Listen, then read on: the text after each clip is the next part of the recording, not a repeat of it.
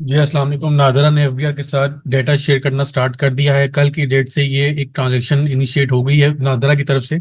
Previously हम multiple videos में discuss कर चुके हैं कि एफबीआर ने एमओयू साइन किया है नादरा के साथ, जिसमें वो डिफरेंट डाटा शेयर करेगा as per the requirement FBR के साथ, और एफबीआर भी डाटा शेयर कर रहा होगा for NADRA data base purpose, और उससे कंपेयर करके एक आर्टिफिशियल इंटेलिजेंस के थ्रू इनकम कैलकुलेट की जाएगी। अब ये कंफर्म न्यूज है कल की डेट में कि नादरा ने डाटा शेयर करना स्टार्ट कर दिया है for rich Pakistanis evading FBR taxes.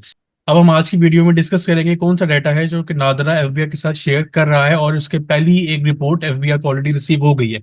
सबसे पहले ये प्रॉपर्टी ऑनरशिप का डाटा नादरा शेयर कर रहा है एफबीआर के साथ, जिसमें जितने भी लोग ट्रांजेक्शन कर रहे हैं, प्रॉपर्टी परचेज करते हैं, सीएनआईसी के ऊपर वो रजिस्टर्ड होती है, सोसाइटी के अंदर रजिस्टर्ड हो या लोकल डेवलपमेंट अथॉरिटी के अंदर रजिस्टर्ड हो, तो सारी ट्रांजैक्शंस आपकी सीएनआईसी के ऊपर हो रही होती है। तो सीएनआईसी का डाटा नादरा के पास अवेलेबल है प्रॉपर्टी ओनरशिप्स का। वो एक्साइज से डाटा लेता है, क्योंकि हर साल प्रॉपर्टी का आपने एक्साइज टैक्स पे करना होता है, वो आपके सीएनआईसी के ऊपर चल रहा होता है। तो एक्साइज से डाटा रिसीव करके नादरा लिंक कर रहा है अपना डाटा विद एफबीआर। पहली जो रिपोर्ट है वो ऑलरेडी रिसीव हो चुकी है। अब प्रॉपर्टी की ऑनरशिप से एफबीआर डाटा कंपेयर करेगा किस बंदे ने अपनी प्रॉपर्टी डिक्लेयर की हुई है और किस बंदे ने नहीं की हुई। अगर किसी ऐसे इंडिविजुअल ने अपनी प्रॉपर्टी डिक्लेयर नहीं की हुई तो उसके अगेंस्ट एफबीआर नोटिस इशू करेगा और एक्शन ले सकता है। या अगर प्रॉपर्टी डिक्लेयर की हुई है और उसको कम वैल्यू पे डिक्लेयर किया हुआ है, तो मैं पहले ही अपनी वीडियो बता चुका हूँ कि एफबीआर प्लान कर रहा है कि वो परचेज कर लेगा एट द रेट जिस रेट पे आपने डिक्लेयर की होगी। फॉर एग्जाम्पल मार्केट वैल्यू है 1 करोड़, आपने अपनी रिटर्न में 50 लाख पे दिखाया हुआ है, तो एफबीआर आपसे कहेगा आपने मार्केट वैल्यू से कम पे दिखाया हुआ है, तो मैं आपके ही रेट पे आपसे परचेज कर रहा हूँ। इसके ऊपर आप कोई भी आर्ग्यू नहीं कर सकेंगे, कोई आप चैलेंज नहीं कर सकते इस चीज को। लॉ में ये चेंज इंट्रोड्यूस करवाने की बात की जा रही है। सेकंड इन्फॉर्मेशन जो नादरा शेयर कर रहा है एफबीआर के साथ, वो बैंक अकाउंट्स की डिटेल है। बैंक अकाउंट्स की डिटेल एफबीआर को डायरेक्टली बैंक्स के थ्रू भी रिसीव हो रही है, लेकिन उसमें वो ट्रांजैक्शनल डाटा रिसीव होता है, वो भी एक अप टू सर्टन लिमिट के ऊपर।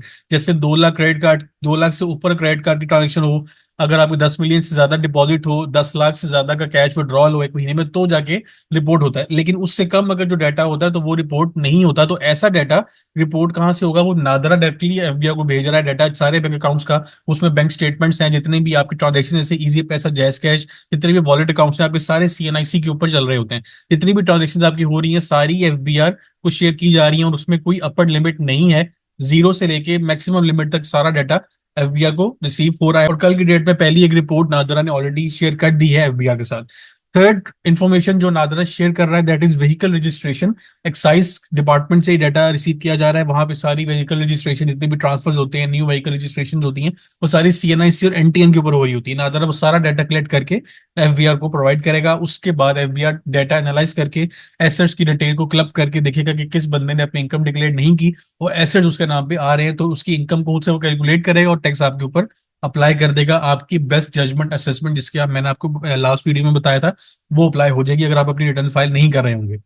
फोर्थ नंबर पे जो इन्फॉर्मेशन शेयर हो रही है दैट इज फॉरेन ट्रेवल। जितने भी आपके ट्रेवल वगैरह होते हैं उसमें वीजा अप्लाई होता है। वीजा पे लगता है पासपोर्ट के ऊपर, और पासपोर्ट आपके सीएनआईसी के बेस पे इशू होता है। वो सारा डाटा नादरा के पास अवेलेबल है कि कौन सा बंदा मुल्क से बाहर कितना उसने ट्रैवल किया एक साल के अंदर, कितना फ्रिक्वेंटली ट्रैवल करता है, कौन कौन से शहर में वो ट्रैवल करता है, और उसके सारा डाटा एफबीआर को रिसीव हो रहा है। अब आप जो भी ट्रांजेक्शन करेंगे फॉरेन कंट्री में जाके भी, वो भी नादरा के थ्रू सारी लिंक होती है, और वो नादरा आपके सीएनआईसी से डाटा उठा के थ्रू बैंक ट्रांजेक्शन डाटा को कलेक्ट करके एफबीआर को प्रोवाइड करेगा। वहां से जितने भी आपने फॉरेन ट्रेवल्स किए होंगे वो सारे एफबीआर को रिपोर्ट हो रहे होंगे। अगर आप नॉन फाइलर होंगे तो हो सकता है कि फ्यूचर में आपके ऊपर फॉरेन ट्रेवल के ऊपर रिस्ट्रिक्शन लग जाए। और रिस्ट्रिक्शन किस तरह लगेगी? एफबीआर नादरा को रिक्वेस्ट करेगा कि इस बंदे का पासपोर्ट होल्ड कर लिया जाए, इस बंदे के पासपोर्ट के ऊपर रिस्ट्रिक्शन अप्लाई कर दी जाए कि ये मुल्क से बाहर ना जा सके फॉर दिस रीजन कि इसने अपनी इनकम डिक्लेयर नहीं की, और मल्टीपल नोटिस इशू करने के बाद भी उसने अपनी रिटर्न फाइल नहीं की।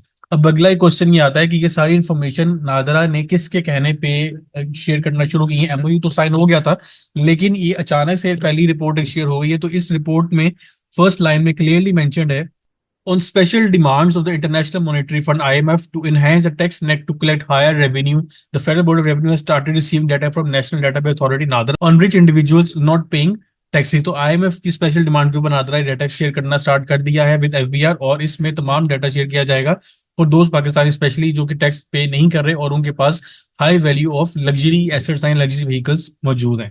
अब इसके बाद सारी डाटा कलेक्ट करने के बाद एफबीआर एक कमेटी बनाएगा, और उस कमेटी के अंदर ये डिसाइड किया जाएगा कि कौन से टैक्स पेयर्स को टारगेट करना है, किनको नोटिस इशू करना है। तो 31 अक्टूबर जो कि लास्ट डेट है रिटर्न फाइल करने की, अगर 31 अक्टूबर तक आप लोग रिटर्न फाइल नहीं करेंगे तो नॉन फायरर्स के अगेंस्ट एफबीआई ने नवंबर से एक्शन प्लान तैयार कर लिया है, उस पर इम्प्लीमेंटेशन स्टार्ट हो जाएगी।